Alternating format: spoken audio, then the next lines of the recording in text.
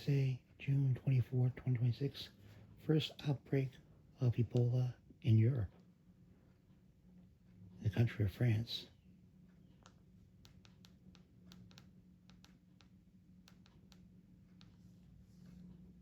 Law back in 1973 under the Richard Nixon administration in response to the prolonged campaign that he was waging in Vietnam. But this is the first time since that law was passed that a resolution to end a conflict has been approved by both houses of Congress. The House of Representatives voted in favor a few weeks ago.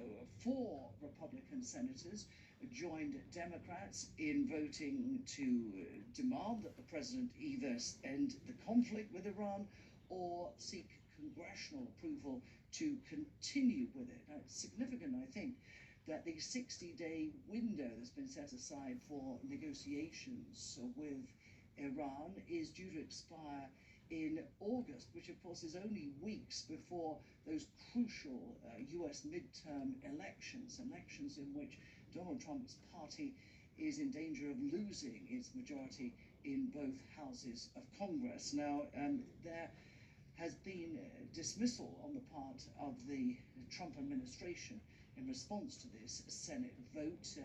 Trump administration called it non-binding. But if nothing else, it may persuade Donald Trump not to resume hostilities against Iran, something he has threatened to do, of course, should the current negotiations falter. Lebanon's president says his country will not accept any deal that does not include Israel's withdrawal from South Lebanon. Joseph Ayoun was speaking as a 5th round of talks with Israel began in the US. The UN says Israel has completely destroyed more than 11,000 residential buildings in southern Lebanon, while another 2,200 have been partially damaged. On Tuesday, Lebanese state media said Israeli soldiers shot dead 2 people in the southern town of Nabatea in breach of the ceasefire. The development comes as the Palestinian Foreign Ministry calls for accountability over Israel's targeting of Palestinian children, as documented in a UN report. It alleges that Israeli forces deliberately carried out attacks inflicting death and severe bodily and mental harm on hundreds of thousands of Palestinian children. Israel rejects the report.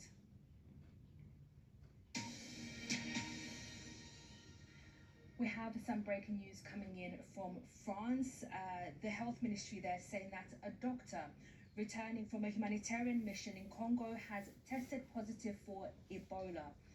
The patient, the ministry goes on to say, is being isolated and authorities are contact tracing. The ministry said in a statement, adding that the risk for the general European population was low.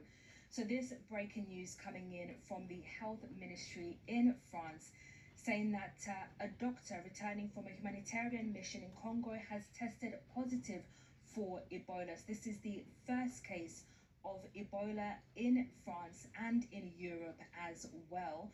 But the health ministry there saying that the risk for the general European population was low. Just to bring you an update on the Ebola outbreak, which is centered on the Democratic Republic of Congo, though there have been cases in Uganda as well. The outbreak has so far infected more than 1,000 people and killed 267 people. So we'll bring you the very latest on that as soon as we get it. So we continue to follow our top story this hour, which is the extreme heat that's been happening here in the UK and in Europe. These are live pictures coming into us from Paris.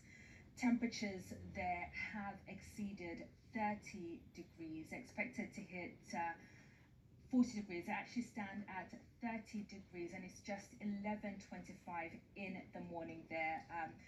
The Eiffel Tower there saying that it is shortening its opening hours because of the record temperatures. The Louvre is also doing the same. We've continued to follow the situation here in the UK. Of course, a rare red weather warning has been issued for parts of England and Wales as well. You're watching BBC News. Stay with us.